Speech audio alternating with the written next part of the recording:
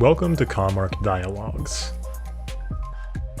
In the January, February, and March-April 2021 issues of commARCH, we asked leading architect Robert Benson to interview key individuals about the transformations currently occurring and what we should expect in the future regarding the built environment. For a transcript of this conversation, more interviews from the project, and full digital issues of the commARCH magazine, please visit the commARCH website at www.commarch.com. This interview's conversation is with Ryan Michelsen. Michelsen is an adjunct faculty member in the Criminology program at DePaul University. He holds a PhD in criminal justice from Michigan State University. Along with teaching undergraduates, he is also pursuing a degree in clinical mental health counseling. His interests include social justice, bias crimes, and mental health care.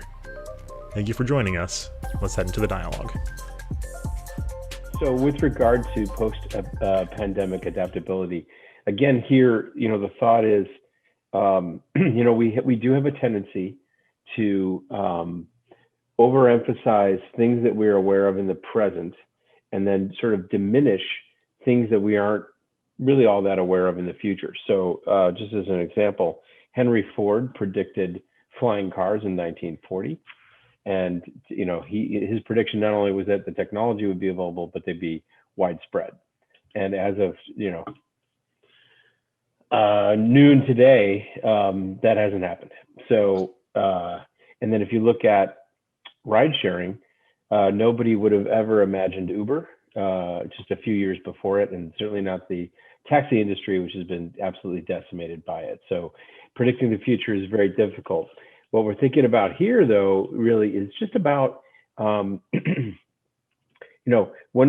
whatever we get to as a normal, and that normal post-pandemic could be, we revert right back to where we were. There's, a couple of things that have changed and unfortunately some lives lost, but it'll resemble where we were in 2019. The other school of thought is society's forever changed, and why? And the truth is probably somewhere in the middle. But anyway, so that's the context into which this conversation happens.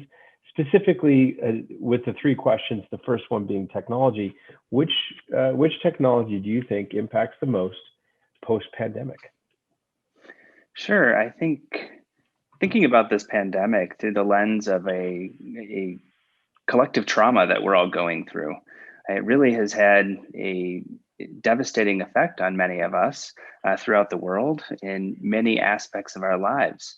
From education to our careers and our workplaces, to our families, to our routines, and also our mental health. And I think one of the components that we'll be looking at as it relates to technology moving forward is increased accessibility.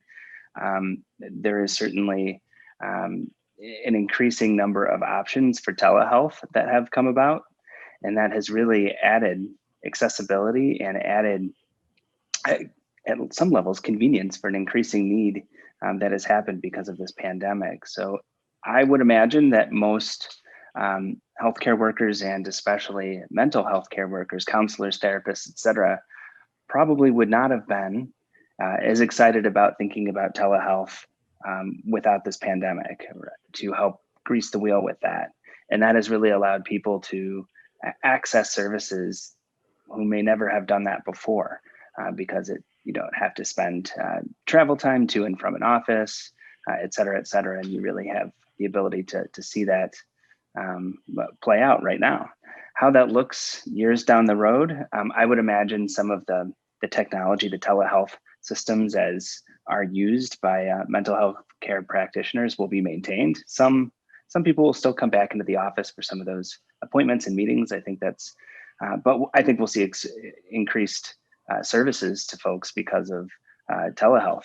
They can pack it into their schedules a little bit more tightly and be able to get that work done. How do you feel about the, I have a two-part question. And the first is accessibility to the internet. We've learned in this pandemic that it has deepened the divide between the people who have broadband access and can shift to work from home situations and the people who do not. I'm reminded of the sort of situation where the two girls went to Taco Bell and were in their parking lot trying to get internet access at the beginning of the pandemic to study for school. They were in elementary school. Second part of the question is in terms of the mental health. There's a horrific article in the New York Times this weekend about Las Vegas. Clark County has had double of the suicides for kids in school than they did the previous year. And it's hard to pin it on the pandemic, but they believe the isolation is a contributor. And what kind of an impact, they had a 9-year-old, there were several 9 to 12-year-olds who were unfortunately taking their lives. Where do you see the telehealth fitting into that situation? Sure. First, I think that internet accessibility is really important, and it's important for us to think, especially when we think about marginalized populations who may have differential access to a lot of resources and opportunities, whether they're economic, structural, or in cases like this, access to school or mental health care or what have you. I think it really has shown us how big of a divide there is and how much inequity there is, not only in our local communities, but our national ones as well. I think that certainly is motivation at the community level to make change and push for social justice actions that can provide equitable access to internet for all folks, regardless of where they may live or what they may be experiencing. At this point in time, I feel that internet access is just a basic need, like water and heat and food. And so I think that, when we think about marginalized populations in our country and who may not have access to the internet, we really need to take a look at that, whether it's through public policy or something that we are doing at a community level to make sure that folks have access to that so that they can get education, get healthcare, what have you. The other part of it, I think, certainly is a sobering reality that access to Zoom or what have you, children are on camera and are accessing that through school, and it really does show a window into the world of what they may or may not be experiencing. And unfortunately, suicide is something that is a tremendously serious issue, especially for people who may not have access to the resources to get help for that. I do think that as we consider the effects of this pandemic and how it has really affected folks, I think we're going to see people needing to access mental health care services in greater numbers. Certainly we know risk factors are anxiety, depression, suicidal ideation certainly comes along and is sometimes packaged with those as well. And we're going to need to make sure that people who especially are more isolated, maybe it's our children who are sitting in front of a computer instead of in a classroom and getting that social stimulation that they're going to have, we need to make sure as a community that they have access to the resources they need.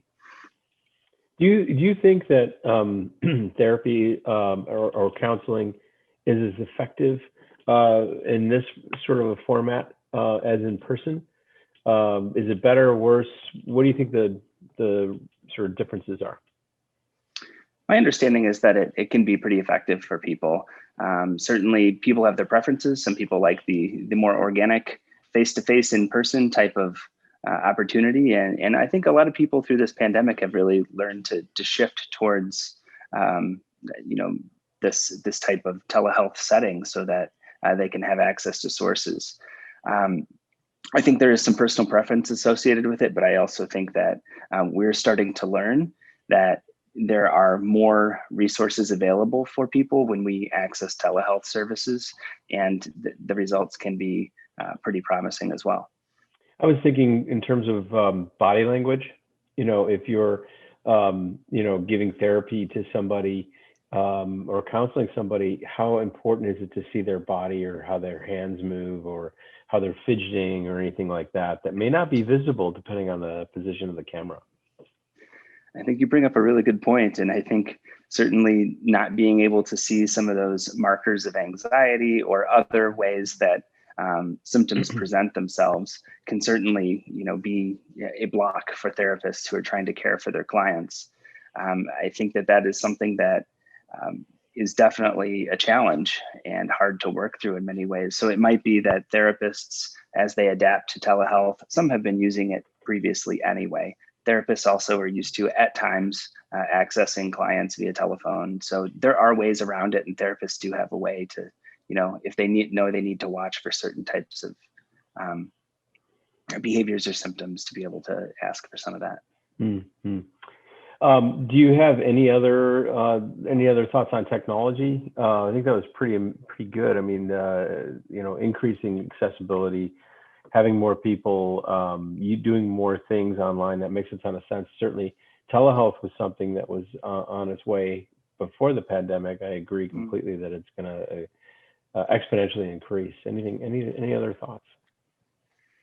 I think also, switching to an educational side of it for a moment, I think that we do have, although online platforms for higher education haven't been available in the past, it has not been almost mandated like the way it is now. And so this pandemic has made colleges and universities have to figure it out, how to provide online and hybrid courses. And so in the spring, it was a bit of a scramble for many universities trying to figure out how to put their courses online. And they figured out that they can do it. Certainly it's not always easy. And alongside that, I think a lot of students have realized that they can do it and that they can log on and get their classwork done and still learn in different ways than they may have expected. And so I think one of the benefits of this is that it's going to create an equity piece for education. And so it might mean that people who may not have considered taking that course at a certain college or university because it's 40 miles away from their home, and they didn't have time after work, they didn't have the time to travel, maybe they're raising a couple kids, maybe they're working 2 jobs. Now they have the opportunity to get home from work and they just sit down in front of their computer and they can do their courses either sometimes asynchronously, they do the work on their own time, or maybe they do it synchronously where they meet up with their classmates over Zoom or some other platform and get that work done. So I think it really does help with some of those equity pieces. Not everyone has the ability to go to school full time without working and live on campus. That is one route for higher education, but another one that is that people work and have other obligations. And I think that having online classes really helps to make that a more equitable situation. How do you feel about collaboration online? As higher education shifts to an online format, or there are hybrid modalities. I think I understand, if I'm taking Ryan's masterclass on criminology, for instance, I can definitely learn a ton from you. But if there are 4 or 5 others doing it, how does that work? Or do you think that's still a work in progress? I think that is a work in progress. And I know for myself as an educator, I had to, during the pandemic was the first time I had taught online. I had always taught in person and that worked quite well, but I had to figure it out pretty quickly how to do it. And it works pretty well. I think some of the ways that it works nicely is that everyone almost has an equal voice in the room, because when you're in a Zoom chat situation, everybody has their own box, and I have the ability to kind of monitor and see where folks are at any given time. And people are kind of at an equal standing point if they want to raise their hand and ask a question. And I think that's something that I've really valued, is that some of the voices, some of the students who may have been quiet and maybe sat in the back of the classroom, and I really had to find a way to, stimulate discussion with them. I feel like now they have a different way to participate. Secondly, they can also communicate during the chat, in the chat feature. If they don't feel comfortable, turning a camera on or using their voice, they can do that through typing. And so I feel like I'm starting to see the glimpses of students having a voice who may not have had that in the past in an in-person situation. But I do think it's based on preference. Can you imagine a future class where half of the class is in the room with you and half isn't? I can. I know that some universities are moving to that, where, especially during this pandemic, where the professors are going to campus and standing in a socially distanced classroom where the students are spread out, and the professor is essentially broadcasting, to the students who are not present. I have not taken part in that at this point because where I'm teaching, we're still remote. However, I could see that in the future, even if it's not because of the pandemic, but it's just because students may not be able to make it to the classroom. I've also had students, they have access on their smartphones to be able to dial into Zoom and listen to class. And a couple of them I have noticed at times have kind of had their phone up on the dashboard of their car, and they're taking a break at work, and they've joined class from one of the suburbs, sitting in their car. So it really has created a situation where people have the ability to learn in their own way and in a way that meets their needs. It's interesting, the asynchrony of that, the idea that I missed half of your class, so now I'm going to go home tonight and watch the front half, or I missed the entire thing, or I just want to see it again. What did he really say? All of those questions, if every class is filmed and recorded in the future, it certainly sets up a completely different thought process around the education part. So I think that part's really fascinating. It also makes piles and piles of video that some people never watch again, but still, it's just an interesting opportunity. How do you feel about social behaviors? When we start talking about, I would argue that having taught many studios myself in college, and been certainly a student, I always felt that you learned as much, if not more, from the other students as you ever did the instructor. If the students are remote, how do you think that collaboration operates? I think it takes a lot of work on the instructor's part to build the rapport and build that collaboration within the online classroom setting. I think really what has to be overcome is trust. Trust is often built organically in a classroom setting, and that may be true elsewhere in the world as well as we move about our communities. Trust is important for us as we consider how we interact with one another, and that's true in a classroom as well. Online, what we essentially have to do is find a way to connect with one another and build that trust. Sometimes I model vulnerability in terms of being the first one to speak or to share or to open up in a classroom setting, and sometimes just acknowledging that, hey, this is different, this is uncomfortable, and we'll be okay, we'll work our way through it, and you can participate when you're ready. I do think that it takes a little bit of effort. Sometimes I will do breakout rooms with students so that they have an opportunity to talk one-on-one or in groups of 3 with other students to build some of that trust, so that the collaboration can happen in an online setting, so that they can learn everything that they need to learn and maybe would have learned in person on campus. Well, that's interesting. Particularly the modeling vulnerability, putting yourself out there so that others feel a little more comfortable to do that. I don't imagine all the professors doing that. You may have an edge over some of the other educators in reaching the students. What other social behaviors do you think post-pandemic are adapted or changed, because of the pandemic? Sure. I think, as I teach criminology, I kind of keep an eye on the world of crime, and I do think as we go back out into the world, whether we as the vaccine becomes a little bit more prevalent and available, I do think that we'll really have to contend with the effect that is not known right now of masks. Although they keep us safe, and there's certainly a medical device that allows us to stay safe in each other's company, even in a social distance setting. I have a feeling that there is probably some research to be done on the effect of those masks and the anonymity that comes with it in a public space. And so, there are crimes that are committed, personal and property crimes on a daily basis, especially in our large cities such as Chicago, New York, San Francisco, et cetera, and other places as well. But in places where we're used to being a little bit more anonymous anyway, because there are so many people densely packed into a large urban area, you add a mask to that, and it takes another way. It takes away another layer of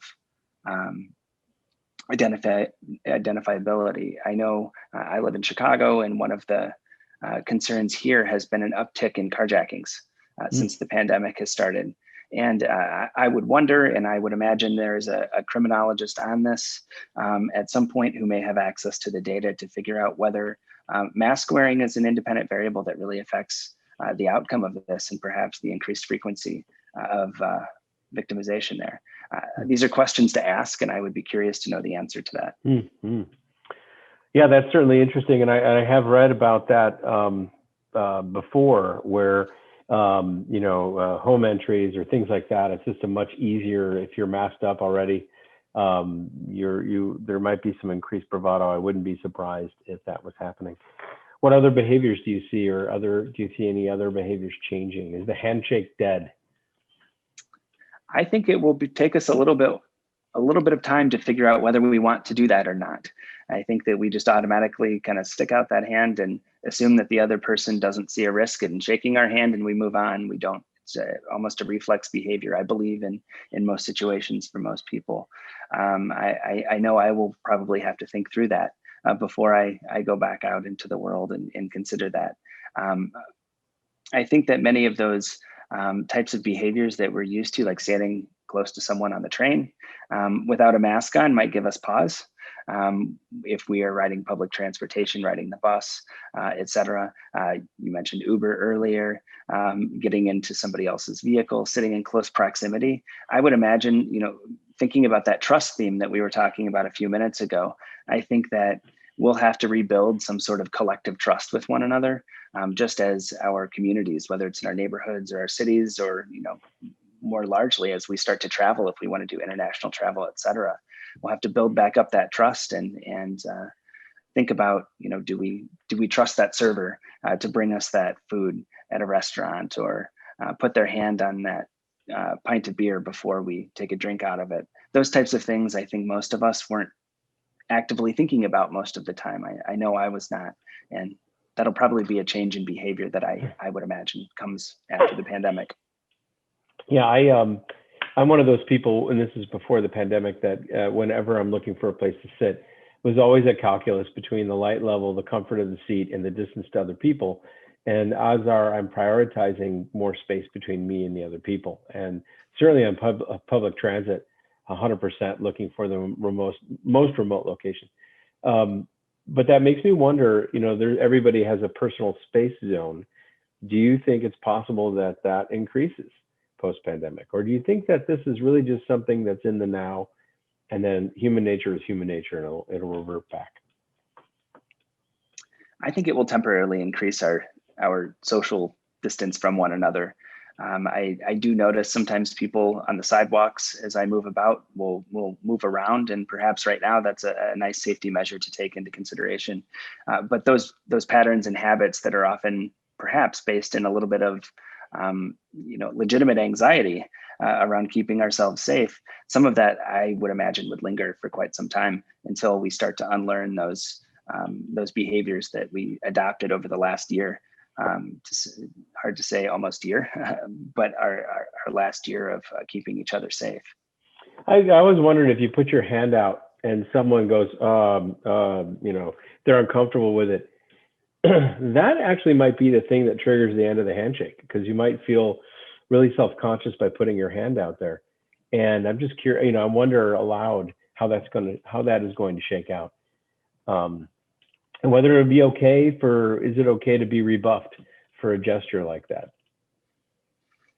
I think you bring up a good point, because, if we offer a handshake, it's, we're the person starting that interaction. And if the other person then decides not to take us up on it, it certainly is a situation that most of us haven't encountered prior to the pandemic. I would imagine. I'm sure it happens, but not as frequently. And so we have to think about those individual relationships skills, like how we want to interact with one another, and how somebody else might feel. Is it an aggressive move to put your hand out, or is it a friendly, welcoming move? I think the spirit of it is friendly and welcoming, and but now it may be received as being a little bit more aggressive, and so it'll be a little bit more work for all of us as we try to figure out and navigate how we want to connect with one another and share some of those greetings that we took for granted before. Yeah, I think so. Just slightly different topic. What about the pardon me, the economy, industries, markets, differences that way that you can sort of think about in terms of adaptability post-pandemic? I think the one that's on my mind the most, earlier I talked about the telehealth portion, but in terms of mental health care, I have a feeling there is going to be a very large increase in the need for mental health care services compared to what we have seen in the past. I think that because the need is there, you will see more accessibility that comes through the telehealth, but then also the treatment of different mental health concerns that maybe more folks were used to dealing with or coping with on their own. This pandemic may have, for many people, pushed their coping skills to the limit, and they need a little bit of assistance with that as they navigate the new space. I also think that some of those spaces are great because people have the ability to rewrite their own narrative for what life is going to be like for them after the pandemic. I think this has been some time where we've all had some change in some way. Some of the changes have been, devastating, and others of them have been inconvenient. And most of us have probably experienced a range of that over the last year. And accessibility to these therapeutic spaces really does allow somebody the opportunity to rewrite their narrative and figure out what's next for them. And it's kind of like it's a forced opportunity in some cases that this pandemic has made all of us to reconsider what we want our new normal to be. And I think counseling therapy can be an important component of helping folks write that narrative. That's interesting. I have a friend who's moving back to Germany, and the friend is originally a German, but has not been living there in so long that they have to get private insurance because of socialized medicine in Germany. And the first company, she was all the way through it, rejected her at the last minute because she was taking Zoloft. And that was the only reason. And there was a question on the application that said, if you are taking antidepressant medicine, you are likely to be rejected. So, it was shocking to me that there would be a systemic insurance company lane prejudice against sort of treatment for depression. How do you think the increased need or the increased treatment or the teletreatment or the industry in general will impact the stigma that can come along with therapy and treatment? I can certainly speak to the talk therapy side of it more so than the medication or the drug portion of it. But I think that, like with anything, the more people who are experiencing something and exposed to something, I think the less of a stigma there may be to it. Mental health care does have, unfortunately, a stigma that has changed over the last few decades and is going down, I think, because more people are comfortable talking about it. Certainly, I think the internet has provided information to many people who may not have had information before about certain mental health concerns, and certainly has normalized some of it because people have the ability to talk with each other, even if they don't know anybody in their personal life who has struggled with a concern. They can reach out and talk to somebody online, and that serves to normalize some of the experiences they're having, and therefore reduce some of that stigma. And so I think that we have an opportunity to continue with some of that, because the pandemic really has created a scenario where people are realizing that there's help out there, and they may feel more comfortable to go get it. And I think that's a good thing. Yeah, let's hope so. Any other thoughts on adaptability, economic or otherwise? I think that's about what I got. So I think there's going to be a lot of change.